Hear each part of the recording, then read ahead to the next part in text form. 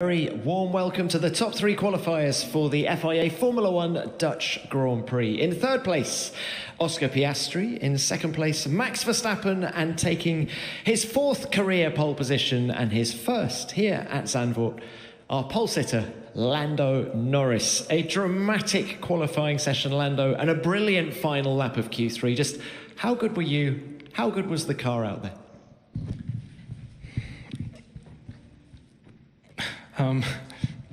I think both were good. I mean, especially my last lap in quali Q3 run 2 was by far my best lap. But I felt good all the way through qualifying, honestly. The car's been strong all weekend. We felt comfortable. We felt strong. And especially come today in qualifying, since the first lap we did, I felt like I was in a good rhythm. And it's just not easy around here because it's not an easy track, first of all, but it's also even more difficult with the wind and the conditions and stuff. So just doing laps which are not or mistake-free and not kind of locking up, not doing anything which would make me lose a little bit of confidence. And I just kept chipping away and improving every lap. So both were good, the car and I think myself too. You mentioned earlier that you're very happy with the upgraded parts that have come to this race, but are you surprised by the gap to Max? Maybe a little bit, but it all depends on the wind and conditions. You know, I feel like I did a very good lap, by far my best.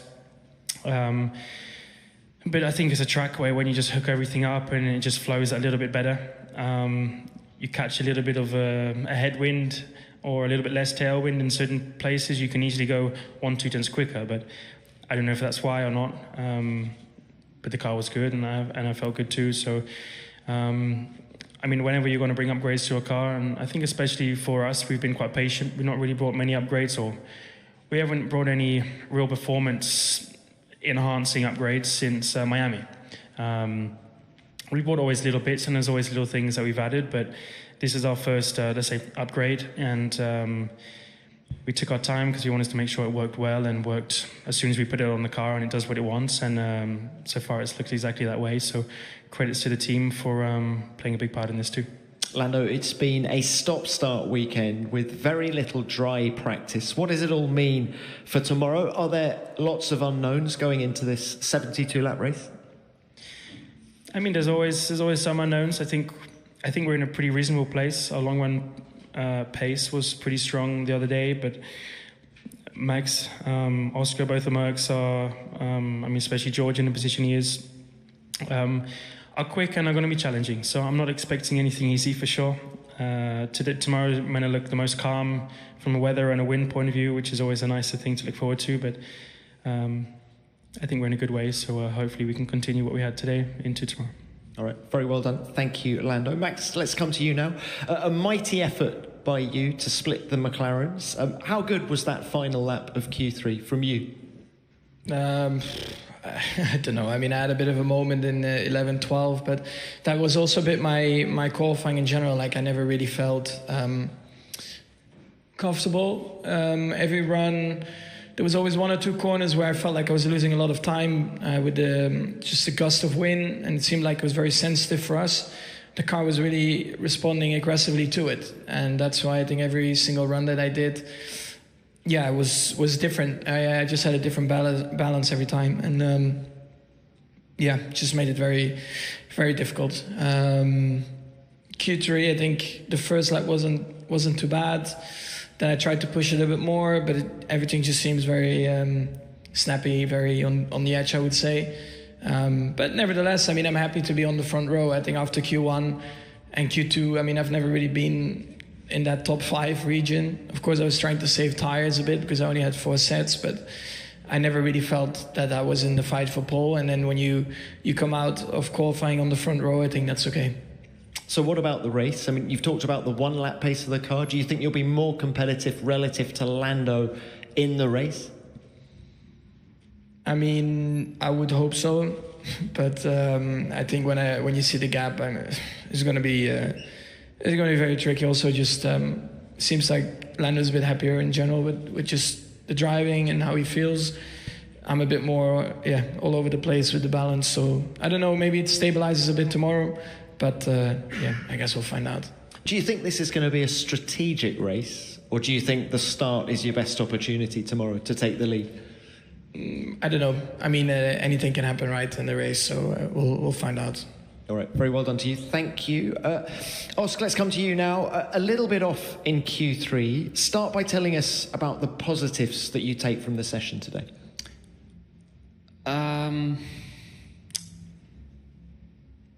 I didn't crash like last year, so that was good. No, I think until the last lap it was pretty good. Obviously, I think with the pace we had with the car today, I think P3 is not exactly a result to be jumping up and down about, I think. But no, I think the rest of qualifying was pretty good. It all ran smoothly, and I think a lot of those things were positive. Just didn't quite nail it when I needed to at the end. So a bit disappointing there, but still got a lot of opportunities starting from where we are. How much of this comes down to the upgrades? Are you less comfy in the car at the minute than Lando? No, I mean, to be honest, the car feels very, very similar. I think, we've improved the car like a second and a half since last year or something crazy, and it doesn't feel that different. So I don't think it's anything to do with that. I think simply Lando did a good job in the last run of Q3, and I didn't do as good a job as I should have. So I think it's just simply down to that. All right, and what's your mentality going into the race tomorrow? I think try and, of course, get a good start. That would be the first plan, and strategy could be an interesting thing tomorrow.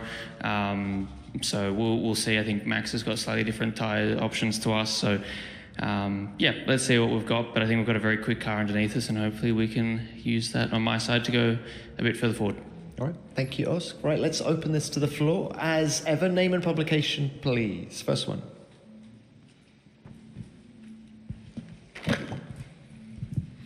Christian Minat, motorsportmagazin.com. Questions for Lando and for Max. Do you think McLaren is in a situation like Red Bull has been in at the beginning of the season, where it looked tight the whole weekend and until Q3, and then Max pulled the trigger because Max probably had this little bit in his hands and he knew that, and now, Lando, you have it in your hands? Is that the case? Nope. No, I had nothing in my hands. I just put a good lap in when I needed to, but I tried to do the best lap I could at every single point of qualifying. I didn't have anything spare come quali. But like they both said, it's a difficult day, and they didn't do their best laps. I felt like I did a very strong lap. So today I just felt like I did the job I needed to go out and do come qualifying. And for whatever reason, they struggled a bit more with their car, but it's not because I just had something in my hand. I know what you mean, but I didn't know. I must have been watching a different weekend then. I don't know, I never felt close yesterday, so I just tried to do the best I can. Maybe I'm trying to stay with something that is not achievable for us, but pushing to the limit like everyone else. Okay, thanks both. Next one. Fred Ferrelli, keep question to Lando. Do you have a special plan to fight Max on the first corner? And Oscar, are you ready to help Lando to be first at the end of the first lap? Yes. I mean, it's obvious. I know my starts have not been my forte over the last they've not been bad, honestly. I'm still up there with being one of the best average starters. I've just missed out on a couple of races, and I mean, maybe slightly worse than what it's been over the course of a season, but there's a couple of times when they've not been quite where they need to be. I've been a couple of times I've been on the front row. So like I said, they've not been for any certain reason. They've been different things each time, but I feel confident I put in a good amount of work to kind of try and make my starts a bit better, and tomorrow's a new day.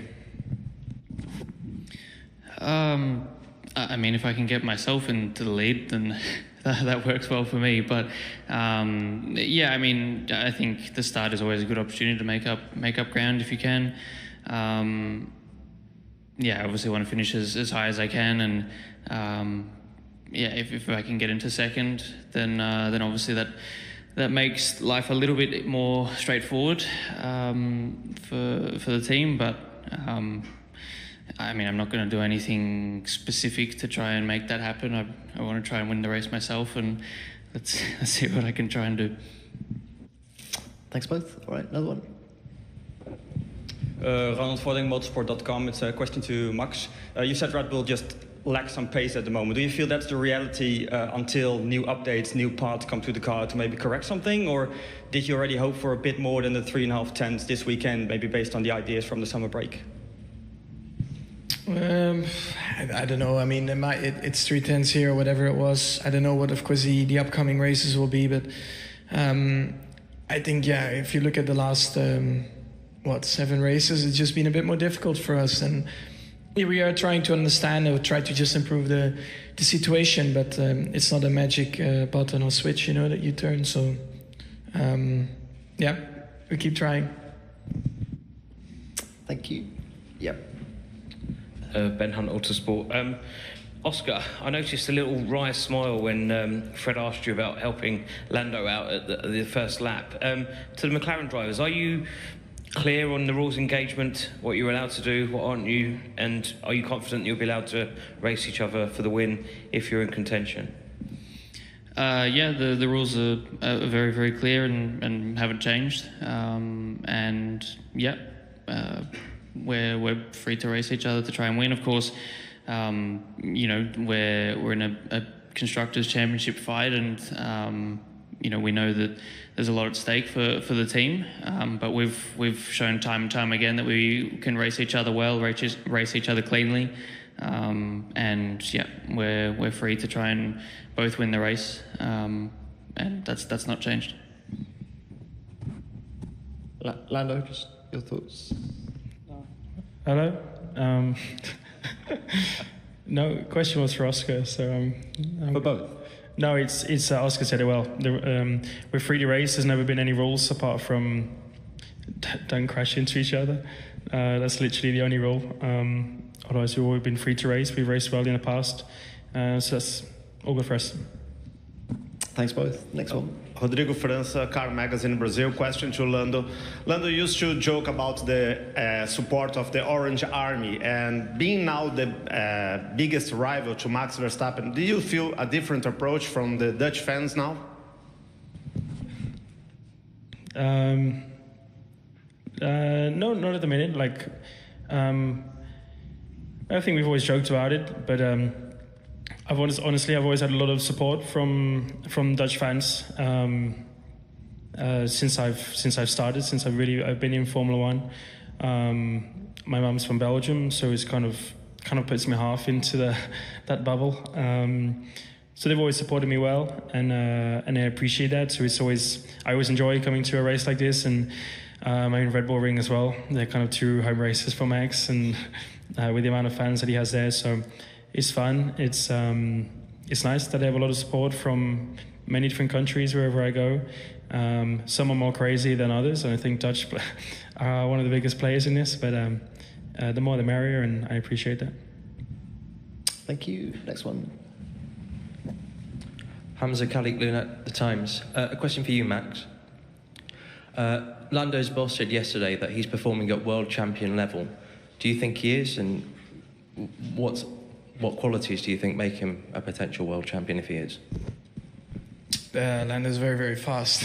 I think that's what you need to be, and that's why he's also in Formula One, and that's why he's performing at the level that he's at. And it will only get better with experience as well, right? I mean, of course, I've been fighting for championships probably a bit longer, so you probably a bit more experience with that. But at the end of the day, when the team is working well, the car is working well, you're driving well, then it just comes to you as well. So yeah, I never doubted that anyway. Thanks, Max. Any more? Yes. Joost Medema, NOS. Question to Max. Yesterday, Toto talked about a meeting this summer between Mercedes, between him and your management and you, over a signing maybe for 2025. With what intention did you go into that meeting, and how do you reflect on it? Which meeting? Did you engage that meeting, or was it only with your management? I don't remember. All right, any more? René de Boer, track commentary. A question to Max and Lando. You both mentioned the influence of the wind, the sensitivity of the car to the wind. Are there any corners or which section of the track do you notice that in most particular? Kind of any corner which is 180 degrees, especially because the corners, turn one's probably the best example. You have a big tailwind in and a big headwind out, so the car feels shocking on the way in. And pretty lovely on the way out. So you kind of get both worlds, and then obviously you have the middle phase where the wind's blowing the side of the car, so you experience it there. And probably like 9 and 10, turn 10 being the one where it's what's probably felt the worst on the track the whole weekend. Again, simply going from like 20 kph tailwind in to 20 kph tailwind out. The vice versa, or similar to turn 1, that you go in, car doesn't respond, doesn't do anything you want. And it might not like seem like, 20 kph a win, but when you see the numbers of the car in terms of like kilograms of force, of downforce gained and lost, it's pretty extreme and probably more than what people realize on the outside. So everyone's dealing with the same thing, not just us three here, but everyone on the grid, and that's the challenge of what we have. Yeah, he explained it very well. So. All right, yep, another one. Phil Duncan, PA. Lando, this obviously feels like another very good opportunity to win and to close the gap to Max. How desperate are you to get this win tomorrow, and how important could that be in terms of the championship? You said the same words the other time. Yeah, I'm not desperate. I want to win, but I'm not desperate. I know you want that little headline right there, but I'm not going to give it to you. I want to win. I'm working hard to win. We all do as a team. All of us here want to win, but not desperate, because desperation doesn't succeed to anything, so it makes no difference. I'm trying very hard, and if you want to kind of put that into the headline, then that's fine. But I had places to work on over the winter. I worked hard on over the summer. I've worked hard on them. Little bits are paying off already, but tomorrow is obviously the biggest place of it all to show. So working hard for a win, but not desperate. Thanks, Lando. All right, any more? Yes. Yeah, another one. Christian Mehnert, motorsportmagazin.com. Another one for you, Max. I think you questioned whether I'm watching the same race weekend as you do. Hopefully I'm not listening to a different team radio. But compared to previous races, you sound pretty calm on the radio nowadays. Is it because you accepted the new situation you're in, or is there a different approach from your side? I do a lot of yoga and meditation lately. Yeah, I don't know. I mean, I think Hungary was just a very frustrating weekend in general, but it doesn't always need to be like that, and I know that also. So I'm just trying as hard as I can, to be competitive. I know the team does that as well, every single person within the team. So we stick together and try to improve the situation. Thank you. Yep, another one. Thanks, Ben Hunt, Autosport. Max, just to bring you back to the WAT meeting with Toto. Is it time that he stops talking about you? Do you think he just needs to move on? No, I mean, everyone can say what they want, and I get on very well with Toto. I think he's very open about what's happening within his team, right? Also, I think with the driver lineup and stuff. So there's nothing wrong with that. And at the same time, also I just focus on my job. There's a lot to do anyway, so. Yeah, we just focus on that. Thank you. Yes, more? Yep. Thank you. Nate Saunders from ESPN. Lando, one for you. You mentioned about the start. Sorry, it's coming. Started at 5 races and slap. Yeah, I'm good. Yeah. Do a dance as well. Sorry, I forgot. I've lost my train of thought. Sorry. When you've looked back at that this year, has there been any kind of pattern you've noticed? Has it been procedural? Has it been anything like that? And how important is tomorrow to just kind of get stats like that out of the way, so you're not kind of carrying that, into the rest of the season? Thanks.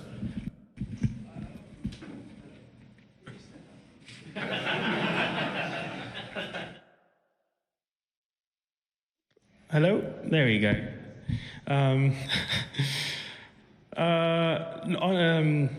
Honestly, stats to me don't mean a lot.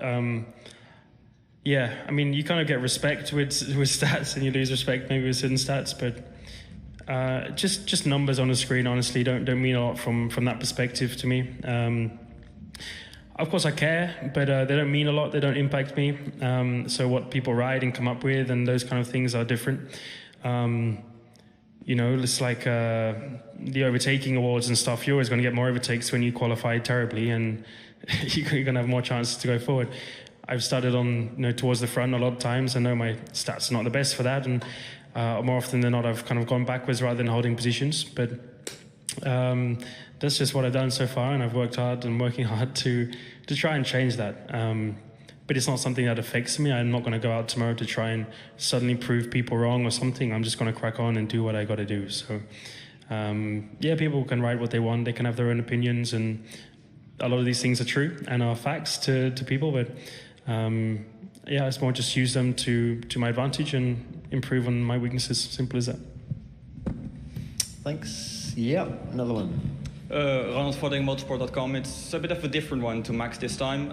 I know that you know Nick de Vries quite well, and he's taking on a new challenge from this weekend onwards in Super Formula. I was just wondering, did you talk about it with him, and what's your thought about the new challenge that he's going at in Japan? Yeah, it was actually quite funny because he asked me if he could jump on my simulator quickly to do a few laps around Motegi, but unfortunately I wasn't at home at the time, otherwise I would have set it up for him. Yeah, it's exciting. I mean, I've never driven the car myself, but they look amazing to drive. It's of course very, very different, and I think of course a big learning curve for him as well. But I'm looking forward to see how he does in the championship. He's a good friend of mine. He deserves it, wish him all the best. Thanks, Max. Any more? No more? We'll leave it there.